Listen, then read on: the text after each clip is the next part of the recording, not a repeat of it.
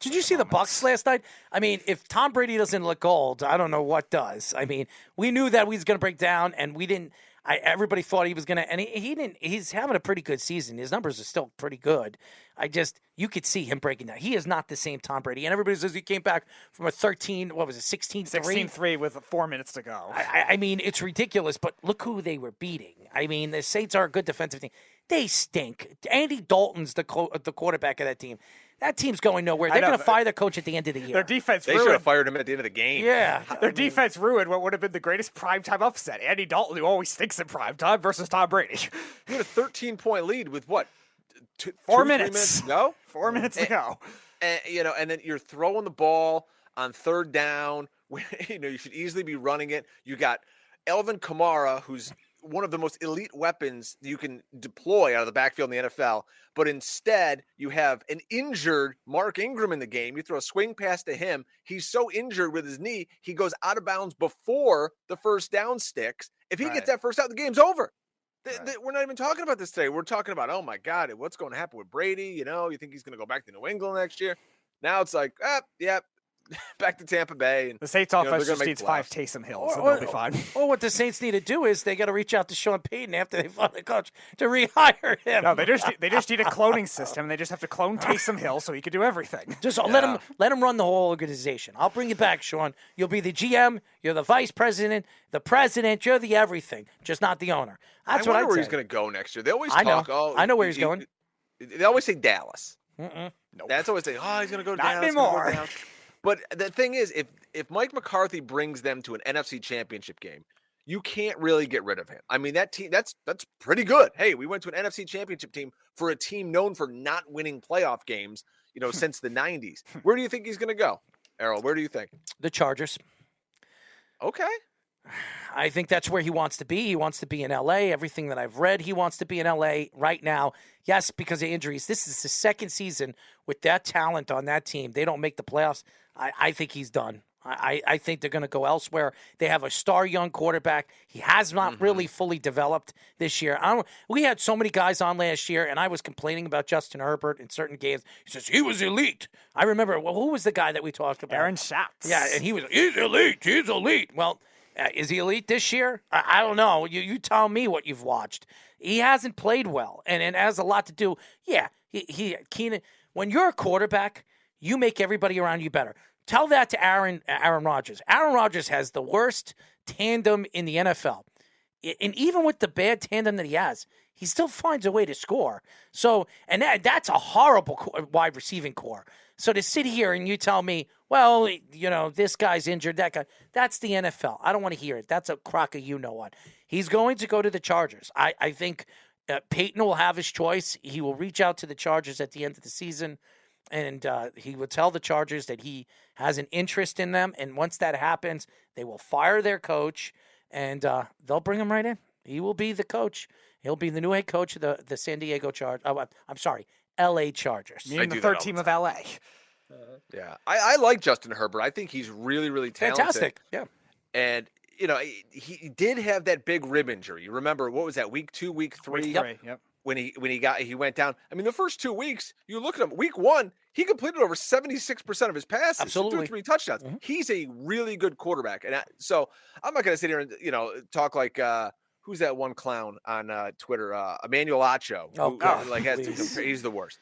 But has to compare him to Tua. It's like, they're both good. Mm-hmm. We always get in this pissing match with talking about sports players. Like, we have to rank them. This guy has to be better than this guy. How about it's just get a guy who's great for what you do? Mm-hmm. Like what Jalen Hurts in Philadelphia. Nick Sirianni built an offense that's great for what he does. Mike McDaniel built an offense that's really good for Tua being a point guard and accentuating his positives. I think Sean Payton, to your point, could go to the Chargers and make an offense that accentuates the positives of a 6'7" cannon-armed Justin Herbert, who right now they don't let him throw the ball down the field. It's insane. Mm-hmm. All he's doing is dinking and dunking left and right. Let this kid unleash the howitzer. Let's go. Yeah, and they have deep threats too. And they have deep threats. They have a good running game. They have Obviously, when Slater comes back next year, one of the better offensive lines in football. Yeah, they got to get that line healthy. That's what's killing them. And their defense, if they weren't so many. And Joey Bosa needs to figure this out. He needs to stay on the field. This guy cannot. I mean, all I got to do is spit on him. He's injured for 4 or 5 games. I mean, the guy can't stay healthy. His finger's falling off. I lost my nail. Got to be out for 2 weeks. I mean, the guy, even Nick Bosa. I'll say this. Nick Bosa, the guy plays hard and everything like that. He plays hurt. He's tougher than his brother Joey. And they're both injury prone. But at least he goes out there hurt and he puts on a show. You heard what he said. Kyle Shanahan took shots at Joey Bosa last week in that defense. Before this, then he goes in. They lose their starting quarterback in the first quarter of the game. They play a third-string quarterback, which, by the way, they love, just like Mike White. I'd figure that one out. And then all of a sudden, they beat a very talented Miami Dolphins team. Not a good Miami Dolphins team, a talented, one of the top teams in the AFC. To sit here and say they were going to do that, when I saw Jimmy Garoppolo go down, I thought they were done. But I with the talent that they have and the running ability that they have, they could win. They still could win. We've seen that in the NFL numerous times. You saw it, Nick Foles take a team to a Super Bowl. You saw Jeff Hostetler take a team to a Super Bowl. You saw, there's other examples. Troy Detmer. Earl Morrall, it took a team to a Super Bowl. So it's possible. How about your guy, Mike White in New York? I know you guys are New York based. Yes. I'm curious, though. I mean, they had him drop back 57 times this week. Mm-hmm. But now a team's got a little tape on him. Week 1, hey, it's great. He throws 3 touchdown passes. Week 2, he kind of reverts back to a little bit of the Mike White we saw a year ago. And I'm someone who said the Jets don't want to play Mike White because they don't want to show the fan base that he's better than Zach Wilson. I've never been a Zach Wilson guy. Mm-hmm. Maybe he'll turn it around. Who knows? He's a very young kid. But I wonder if maybe like the shine comes off Mike White. They got a couple of tough matchups with Buffalo. They got Seattle in a few weeks. They're going to end the season with Miami. Like, I'm real interested to see what happens with the Jets here. I don't have a dog in the fight, but I'm so intrigued by this Jets offense, the skill position players that they have, and where this team could go with that defense. By the way, we are talking to Pro Football Focus and Sirius XM Fantasy Football radio show host Brian Drake, and it's so interesting. We were going to get into the Jets, so why don't we get into it? I think the Yankees. I think the Jets are making a big mistake keeping Zach Wilson as a third-string guy, a guy that's not even playing, not suiting up. I think it was a big mistake. I really think, as much as I like Joe Flacco, he should be the one not dressing up. It should be Zach Wilson as the backup quarterback, because it shows Zach Wilson that if you keep working, you'll get back to where you were. And right now, he's got to jump Joe Flacco and then jump Mike White. You know how hard that is? It's not easy, and he's lost a lot of confidence, and losing confidence in the NFL is a backbreaker. This is a team that did it to Sam Darnold. This is a team that did it to Geno Smith. This is a team that did it to Chad Pennington and parted ways with him. They make these mistakes with these quarterbacks. They go at Mark Sanchez. They did the same thing. They've done this over and over and over again to young quarterbacks, and they're giving up early on this kid. Now, I do believe in Robert Saleh, and I do believe that Robert Saleh wants to see him back in. He wants to show the Jet. He wants to put Mike White out there. If Mike White keeps playing and putting up numbers like he is, you won't see Zach Wilson this year. And then the Jets are going to have to make a decision in the offseason. If Zach Wilson's the guy, not Mike White. If Zach Wilson's the guy, or they go for a quarterback, a veteran quarterback, like a Derek Carr or Jimmy Garoppolo, one of those guys, if they become available. You don't think if the Jets win a playoff game with Mike White, no, you don't think they stick with him? No, I don't, and not because I don't think he's a good quarterback. I don't know if the Jets really believe his talents in a 17, 18 game season is enough to get them where they want to go in the Super Bowl. And it's not this year that the Jets believed they were on their way. It's next year. They always this year was a prove it year, and then next year with the talent that they have, like the Garrett Wilsons, the Breece Hall, they prove that they're talented, and all the guys that they added, then they go into the offseason. Now they have proved it even faster. If the Jets make the playoffs this year, nobody wants to play that team. Tell me a team right now in the AFC that wants to play the Jets away. They're one of the best away teams in the NFL. They put up their defense is absolutely a gun-slaying defense that loves to get at you, loves to put pressure. They rush they play man defense. They have two of the best corners in the NFL. They have a slot corner that's in the top 15 in corners in all of football. Their safety play has been one of the elite safety plays in the league. There's nothing that tells me that anybody wants to play this team. Garrett Wilson is a star.